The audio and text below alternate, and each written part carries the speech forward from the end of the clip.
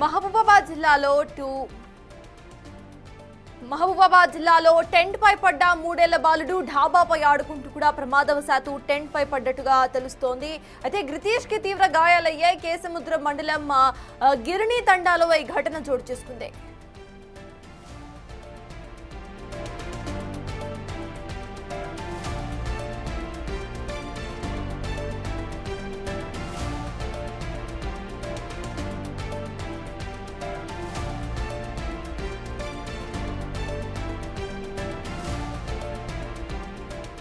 మహబూబాబాద్ జిల్లాలో టెంట్ పై పడ్డాడు ఒక 3 ఏళ్ల బాలుడు గ్రితీష్. డాబాపై ఆడుకుంటూ ప్రమాదవశాత్తు టెంట్ పై పడ్డాడు గ్రితీష్. కేసముద్రం మండలం గిరిని తండాలో ఈ ఘటన చోటు చేసుకుంది. అయ్యప్ప పూజ కోసం టెంట్ వేయించారు గ్రితీష్ తండ్రి.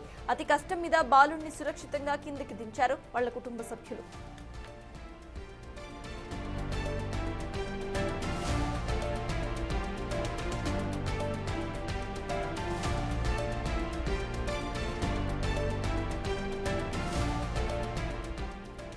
విజువల్ లో చూస్తున్నాము ఏ రకంగా అక్కడ బాలుడు టెంట్ పై ఉన్నాడు. అయితే ఆ పక్కనే మనకి బిల్డింగ్ సైతం కనిపిస్తోంది.